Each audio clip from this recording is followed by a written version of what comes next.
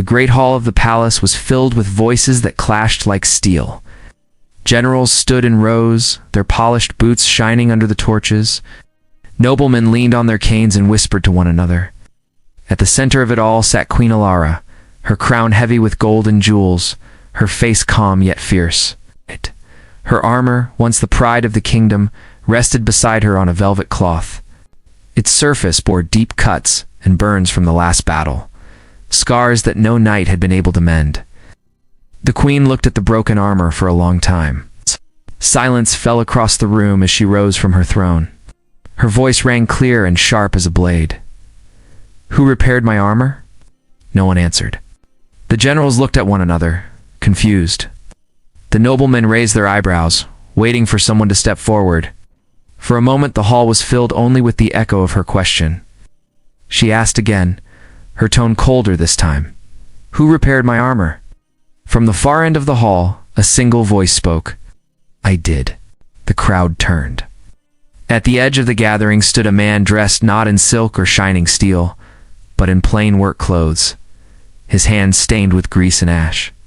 His name was Daniel Cole. He was not a knight, not a noble, not even a soldier of rank. He was an engineer who worked quietly in the shadows of the kingdom's shipyards and forges. Few knew his name and fewer cared. The nobles laughed, their voices sharp and mocking. "Ow," one of the generals sneered. "A common workman claims to mend what our finest smiths could not." But Daniel did not flinch. He walked forward slowly, his boots leaving faint marks on the polished stone floor. His eyes did not lower, though he stood before the throne of the queen herself. He stopped only when the guards barred his path with crossed spears. The queen raised her hand, and the guards stepped aside. She studied Daniel, her gaze searching for weakness or pride. "You claim this?" she asked. "Yes, Your Majesty," he replied. His voice was steady, though he knew every man in the room despised him for daring to speak. The queen glanced again at the armor. She could see the careful lines where it had been reforged, the hidden strength beneath its surface. It was no longer the same as before. It was stronger, lighter, and more balanced, as if someone had poured not only skill but also soul into the work. She turned back to Daniel. "Why would you do this in secret? Why not speak before the court when you finished?" Daniel's answer was plain. "Because it was not for glory, my queen. It was because your armor should not have been left broken." The hall stirred with whispers. The nobles shook their heads. The generals muttered under their breath. A man of no name, no family, no title, daring to speak so openly to the queen. But Alara did not look away. There was something in his eyes, something she had seen only in soldiers who had fought to the very end, and in mothers who had buried their sons. It was not pride, it was not fear, it was duty. For the first time, the queen allowed a small smile to touch her lips. "Very well, Daniel Cole. You will stand before me again. I will hear more of you." The court erupted in protest. Nobles stepped forward, their voices rising, declaring that a queen should not waste her time on a mere mechanic. But the queen silenced them with a single glance. Her word was law, and her command could not be undone. Daniel bowed his head slightly, not in fear but in respect. He knew this was only the beginning. He had lived his life as a shadow, a man who fixed what others broke and then walked away unseen. Now, for the first time, the light of the throne had touched him. And though he did not seek glory the moment he spoke in that hall, the course of his life and the fate of the kingdom began to change forever. Daniel stood outside the palace walls the next morning, his hands still marked by soot and iron dust. The night before, after being summoned by the queen herself, he had returned to his small workshop in the lower district. The place was cramped and smelled of oil and fire, but it was his home. He had spent years fixing broken weapons and armor, never asking for recognition, only to keep soldiers alive for another day. Yet now, his name had been spoken in the great hall, and the memory of the queen's eyes on him would not leave his mind. He thought of leaving the city, disappearing into the countryside where no noble could find him. But something stronger held him back. It was not pride, not ambition. It was the sense that the queen had truly seen him, and she had asked for him to return. He could not ignore that.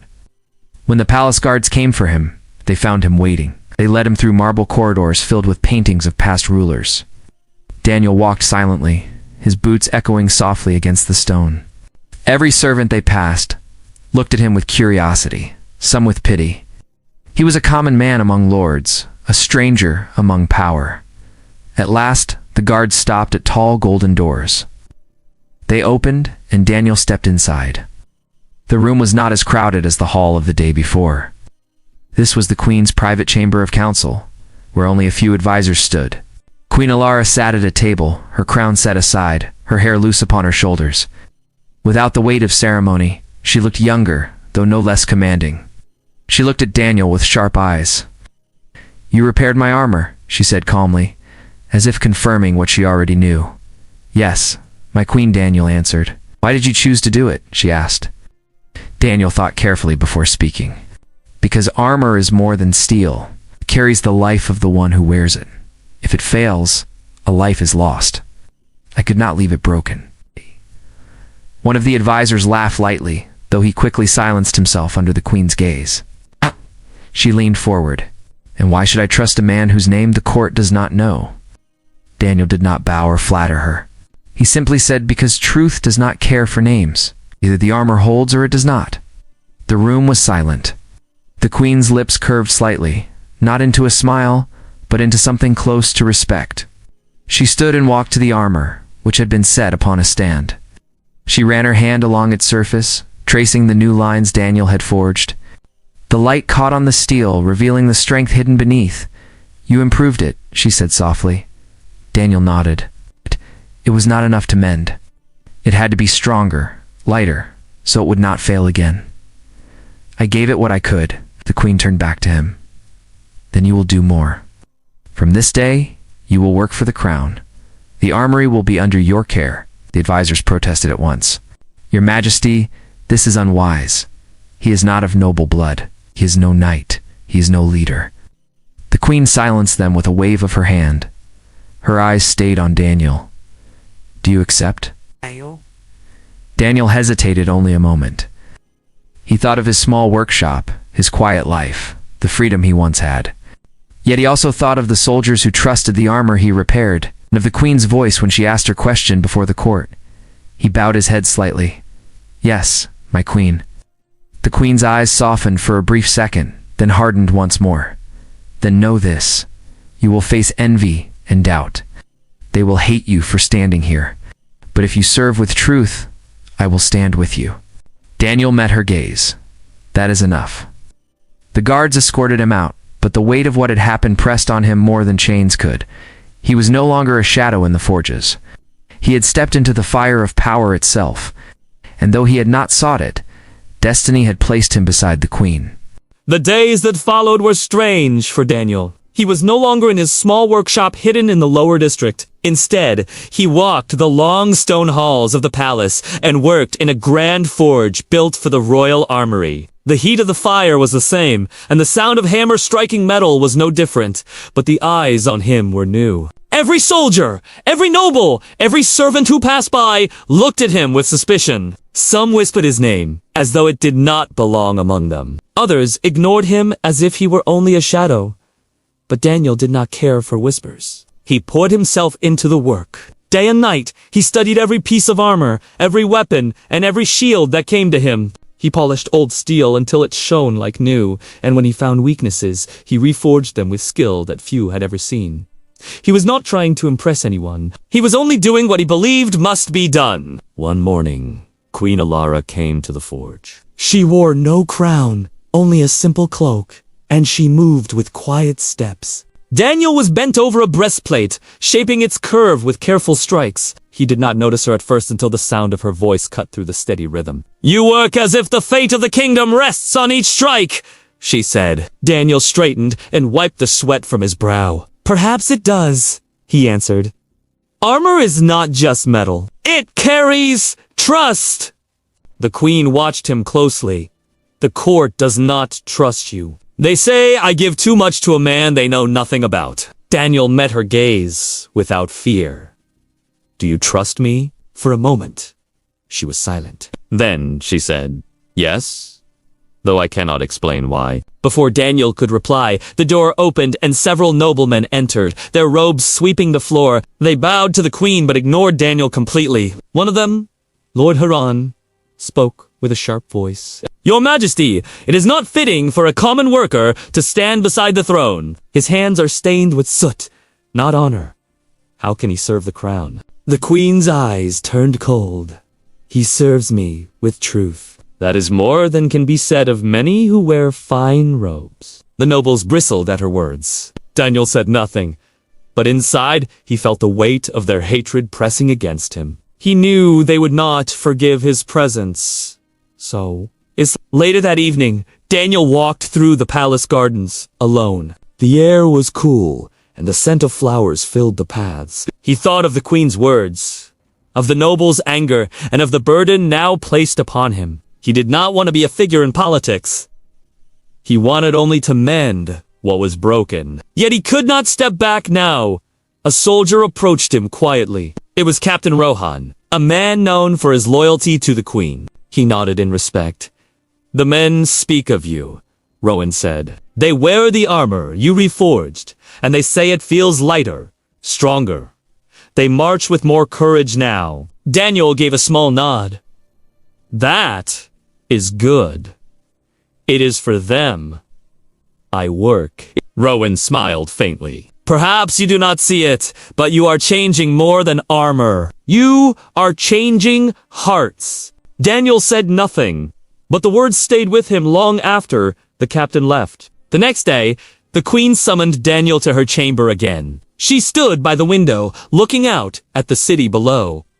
Her voice was steady, but her eyes held a storm. The kingdom faces war. Once more, she said. Our enemies gather at the border. The generals prepare for battle, but I have seen their plans, and I fear they are not enough. I need new strength. I need you. Daniel felt the weight of her words. He was no general, no soldier of high rank. Yet here was the queen asking him to give more than steel and fire. She was asking for his mind, his courage, and his trust. He bowed his head. Then I will give what I can. If armor can hold, so can the kingdom. The queen studied him for a long moment, then nodded. So be it! Daniel walked out of her chamber with a heavy heart, knowing the path ahead would not be shaped by hammer alone. It would be shaped by choices, by battles, and by the fire of men's souls. The sound of drums rolled across the kingdom like distant thunder. From the walls of the capital, smoke could be seen rising in the far horizon. Messengers rushed through the palace halls with grim faces, carrying news that the enemy had crossed the border. The court was filled with fear, and the nobles argued louder than ever. They demanded swift action, but their voices carried more panic than wisdom. In the War Council, maps covered the long table. Generals pointed at lines of defense, each claiming his plan was best. Queen Alara listened in silence, her eyes steady, but her heart heavy. She knew the strength of her people. But she also knew their armor and weapons were still weak compared to the force now approaching. Daniel stood at the edge of the room, silent, his hands folded behind his back.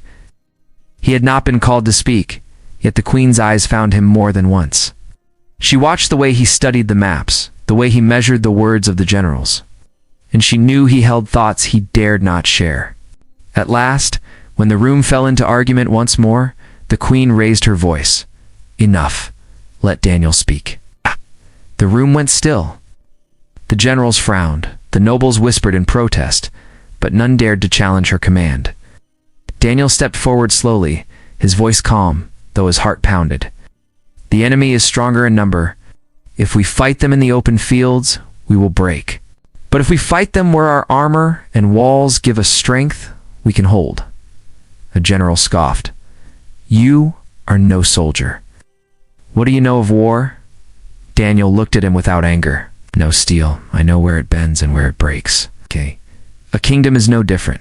Place too much weight on its weakest point, and it will fall. The queen nodded. Go on. Daniel pointed to the map. We must lure them toward the valley by the river. There, our walls can hold their charge, and the new armor I forged will give our soldiers the edge they need. If we use fire traps along the cliffs, their lines will scatter. It is not brute force that will save us. It is the strength of what holds together." The room was quiet. Some frowned. Others exchanged uneasy looks. But the queen saw the truth in his plan. She rose to her feet. "Then it will be so." The nobles muttered their doubts, but the queen's word was final. Preparations began at once. Soldiers carried the armor Daniel had reforged, and for the first time, they wore it with pride. They tested the suits and found they could move faster, strike harder, and endure longer. The whisper of doubt began to fade from their hearts. When the day of battle came, the valley was filled with the clash of steel and the cries of men. The enemy surged forward in endless waves, their banners dark against the sky, but the walls held firm.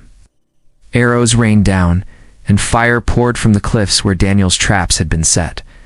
The enemy line broke and scattered in confusion. Daniel was not in the front lines, but his presence was felt in every strike of a sword and every shield that held strong. He stood on the ridge beside the queen, watching the battle unfold. The sight of soldiers fighting with armor he had reforged filled him with a strange mix of pride and fear. He knew every mistake in his work could cost a life, yet every life saved proved that his hands had not failed. The queen herself rode into the field, wearing the armor Daniel had repaired.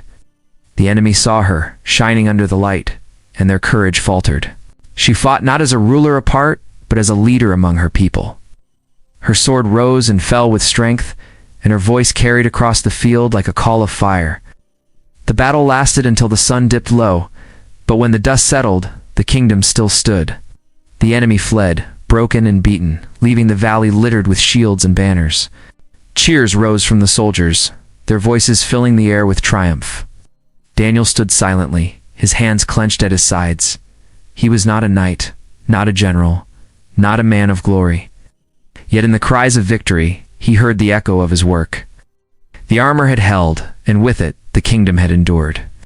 The queen looked at him across the field, her eyes steady, even through the chaos.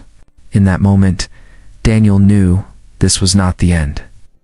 It was only the beginning of what destiny had set before him. The night after the battle, the kingdom was alive with firelight. Soldiers filled the camps with songs, their voices rough but full of triumph. The smell of smoke and steel lingered in the air, but for the first time in many months, it carried the taste of victory. Torches burned along the palace walls and bells rang to honor the queen who had led her people through fire and storm. Daniel walked quietly among the soldiers. Many clapped him on the back as he passed, thanking him for the armor that had saved them. Others saluted him as if he were one of their own commanders, but Daniel said little. He was not used to praise. His heart felt heavy with the memory of those who had still fallen in battle. For every soldier who smiled at him, he remembered another who would never rise again. At dawn, the queen summoned the court. The great hall was filled once more, but this time the mood was not of doubt or fear. It was of pride. The generals stood tall, their armor gleaming. The nobles dressed in their richest robes, eager to claim some share of the glory. The queen entered with steady steps, her crown upon her head, her armor shining with the scars of battle. The hall fell silent as she reached the throne.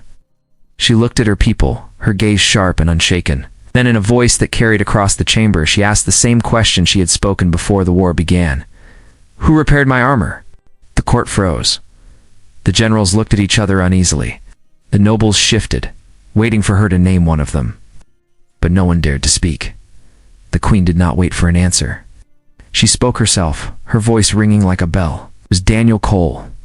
The hall was struck with silence. Every eye turned toward the man who stood at the edge of the room, dressed in plain clothes, his hands still scarred by fire and work. Daniel felt the weight of their stares, but he did not move. He had no wish for glory, only truth. The queen rose from her throne. Slowly, she stepped down the stairs and crossed the hall until she stood before Daniel. The guards watched in disbelief. The nobles gasped. But the queen's face showed only calm strength. She bowed her head to him. It was not deep, but it was enough to shake the hall like thunder. A queen, ruler of the kingdom, bowing before a common man. "You gave me more than armor," she said. "You gave me the strength to lead, and you gave my people the courage to endure. You have done what none of these lords or generals could do. You've saved this kingdom. Daniel's voice was quiet but firm. I only did what was needed. Nothing more. The queen smiled faintly. Sometimes what is needed is everything. The nobles murmured, their pride wounded, but none dared to speak against her. The soldiers in the hall struck their fists against their chests in respect. A wave of sound filled the chamber, not for the generals, not for the lords, but for the engineer who had stood alone. Daniel bowed his head slightly. He did not crave the cheers nor the honor. Yet in that moment he understood that his life had changed forever. He would never return to the shadows of his small workshop. His place was now tied to the fate of the kingdom, whether he wished it or not. That night, he stood on the palace balcony beside the queen. The city stretched below them, its lights glowing in the dark like stars. The people sang in the streets, their voices carried by the wind. You are quiet, the queen said softly. Daniel looked at the city. I am thinking of what comes next. Battles end, but peace is harder to keep. The queen nodded. Then perhaps I will need you not only for my armor, but for the kingdom itself. He did not answer at once. He thought of the forge of fire and steel, of the endless work that had shaped his life. Then he turned to her and said, If I can mend what is broken, then I will. The queen's eyes held his for a long moment. Then she smiled, not as a ruler, but as someone who had found trust where she least expected it. And so, the story of Daniel Cole, the quiet engineer, spread across the kingdom. Not of knights, not of nobles, not of generals, but of a man who asked for nothing and gave everything. The one who answered when the queen asked her question,